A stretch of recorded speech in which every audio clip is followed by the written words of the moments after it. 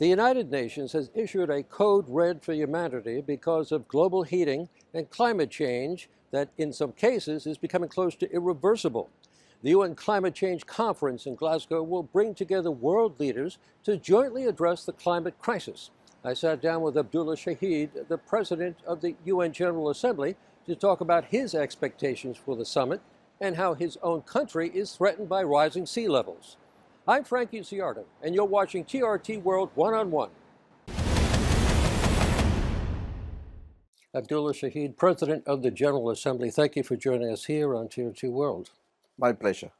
Recently, there was a quote in the press as you saying that getting a positive outcome from the upcoming COP26 climate conference is a matter of life and death. Can you explain that? The message that I'm sending, as well as the Secretary General is sending, that we are not only on the wrong path, but we are on the edge of the cliff. We all know it. There's the scientific proof, there is the reality that is happening all around the world for us to see. It's clearly there. I come from the Maldives, one of the smallest island nations in the world. We have been talking about climate change and sea level rise since the 80s. For us, there is no higher ground. The highest point in the Maldives is 2.5 meters above sea level.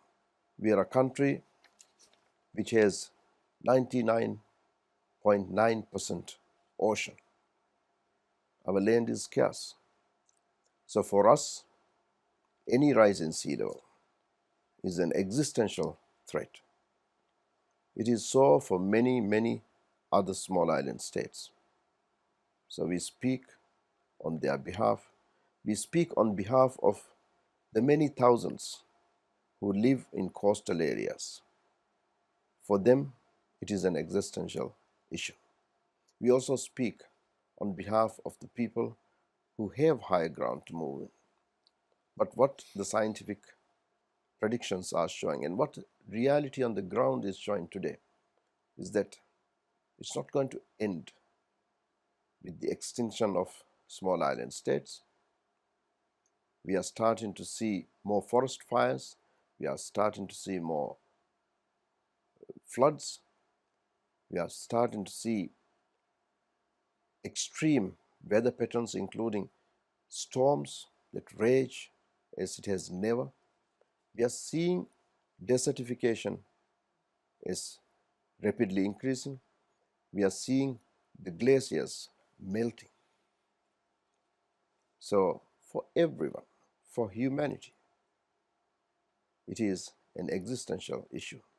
It's a matter of life or death. Who are some of the biggest greenhouse gas emitters that we should be concerned with right now? The major emitters include the major producers, and therefore we will have to make sure that when we all meet in COP26, individual countries collectively and individually come to terms and understand that this story does not end with small states.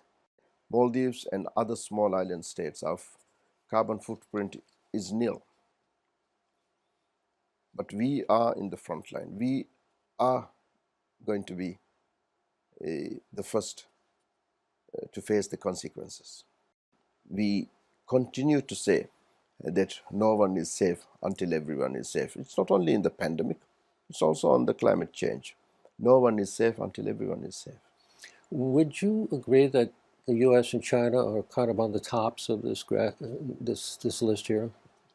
For the COP26, expectations of small island states and the developing states multiplied exponentially, because after a period of absence, the United States is back in the main fold of Paris Agreement. I was going to ask you about that. How important is it that the U.S. recently rejoined the Paris Accords, and also just within the last week or two, actually Turkey's parliament actually ratified their agreement to join the accord? How important are these commitments to you? it is what matters. It's what matters. It's what matters for the small countries as well as developing countries. For humanity, that is what matters. Those countries who have not been part of the Paris Agreement to come into the main fold, to be part of this international effort, to be part of the international family who is out there to save humanity. It's so good to have them back. One component of this whole climate summit is to really discuss how do you finance, particularly small island nations like your own country, to actually adapt to cleaner energy resources. How do you get around that curve? We had the developed countries, the G20, promise 100 billion annually for climate funding. Yes, we are not there, but it is also heartening to see that in 2019 we moved up to 80 million annually. It's indeed said that during this pandemic, economically everyone has suffered. But again, the small countries and the developing countries have suffered more. It is important, it is essential that we reach the $100 billion target annually for climate funding. It's 1 trillion by 2030, which is required. For small countries, for us to adapt, for us to mitigate, we need the finances. And we need it not tomorrow, we need it today. We need it Do you now. think you'll get commitments to that when you get to Glasgow? Do you think you'll be able to get that? That's what we are asking for. That's what our hope is.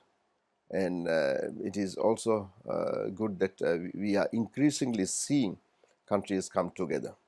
The President-elect of COP26, His Excellency Alok Sharma, has appointed Canada and Germany to work for this target of the 100 billion. I hope that we reach it. So does all the small states.